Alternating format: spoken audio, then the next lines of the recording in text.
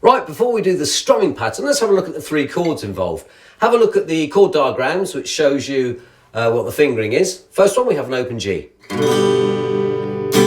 what I would recommend is using your little finger, your little pinky there, to hold down the 3rd fret of the E string, because you're going to keep that note ringing out throughout the whole sequence of the chords. The next chord we're going to use is an A minor 7 oblique G. Now, essentially, all we really need to do is to play the open A, the E string, which is the E note, which is the 2nd fret of the D string, open G, C note, 1st fret B string, and then as I said earlier, that G string keeps ringing out. So your first chords are like this. That's your first one, and your second one sounds like this. Now, the good thing about that is that you can play the Eagles perfectly like that, because that is what Glenn Frey does when he starts introduction. But as I played in the intro, you can also put your finger on the G note, which is the 3rd fret of the bottom E string, and play a fuller chord. So you're actually sounding out the note as well. I think that's probably quite advanced, especially it's difficult when you've got small hands like mine as well. So work up to that. You don't have to start off doing that. So I'm going to now show you the simplified version of the last chord, which is a D suspended 7 oblique. It was a D7 suspended oblique G. We've seen this note, we've seen the chord here. All we're going to do is going to play exactly that same chord, but we're just going to move our middle finger onto the 2nd fret of the G string, which is the A note. So we have that. So you place a little melody line there from those two chords.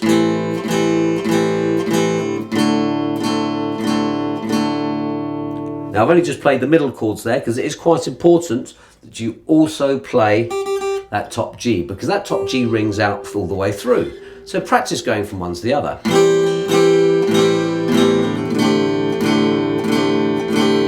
Remembering only to hit that A string as your first strumming note when you're strumming, because the E doesn't sound very nice. You can do it, but if you want to play the whole chord, feel free to play that bottom G there, which is the 3rd fret, so you can just play the chord like this. Like that. Leave that entirely up to you. Start with the easy method, go on to the more complicated one. And then the final chord is a G again, back to G. Now I've seen all sorts of ways of playing this over the internet, but I believe that is the correct way. Okay, they're the 3 chords. Now over those 3 chords, which are played G, the A minor 7 oblique G, and the D7 suspended oblique G, those 3 chords are played 3 times. Okay, so what we're going to do is get the rhythm. Let's look at the rhythm. We're just going to concentrate on the G because the same rhythm is played throughout. So it goes like this.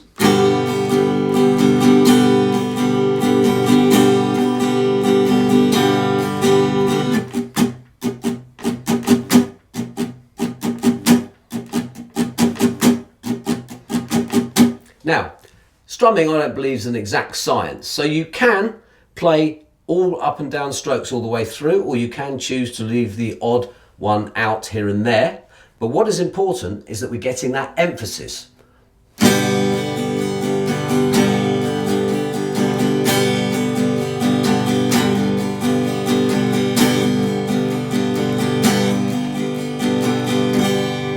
So as you can see, that particular time I was strumming the whole way through.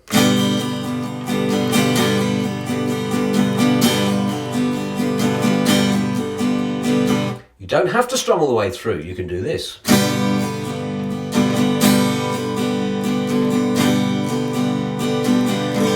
Well, I'm just putting in 2 up strokes as opposed to down, up, down, up, down, up.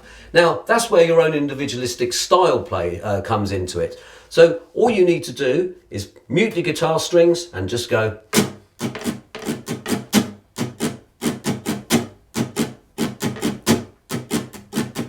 With that emphasis on the downstroke, okay?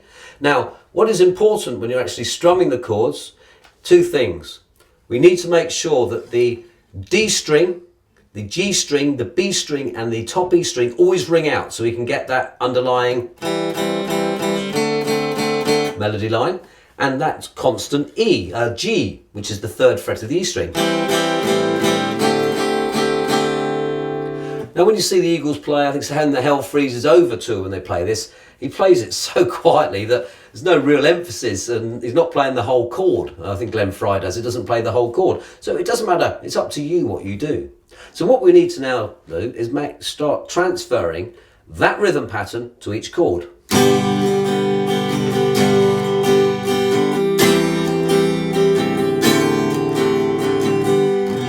Like that, okay? So I've just played the simplified version there, and what we're going to do now is play the G chord 2 or 3 times with that pattern, then I'm going to play the next chord 2 or 3 times with the pattern, and then the next chord 2 or 3 times with the pattern. Then what you will be doing is practicing going from one to the other. That's your homework, and then we're going to have another video, the very last video, where we're going to have a slow practice session together. So taking each chord in turn, starting with the G. After 4, 1, 2, 3, 4.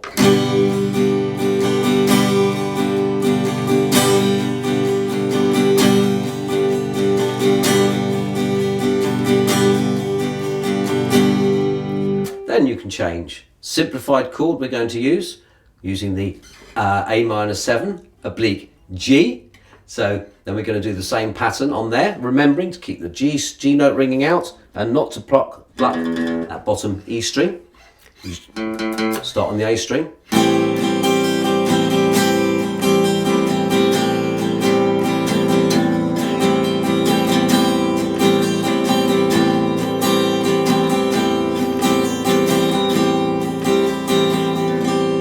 And don't hit the bottom E like I did there, but as you see, it doesn't sound too horrific. And then we're going to hit the final one, which is your D7 suspended oblique G. Again, we're not going to use the bottom one there, we're going to keep the simplified version out, and we're just going to play this melody line a few times. Sorry, that chord a few times, using the rhythm. This time on the rhythm, I'm going to use up, down the whole time, using the emphasis on the downstrokes.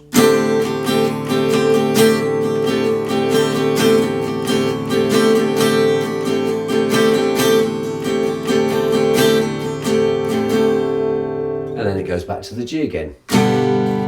And you play the sequence over twice. Okay, it's up to you now to practice going between one and the other, get that rhythm going. Start off by just playing make sure concentrating mainly on the D, G, B and E strings. And when you get more confident, learn the full versions of the chords, so you can actually put a bit of bass line in it as well. And that's what I'm going to do. I'm going to play the full chords when we have a little practice session now. So going forward to the last video, and we'll have a slow practice session together. Cool.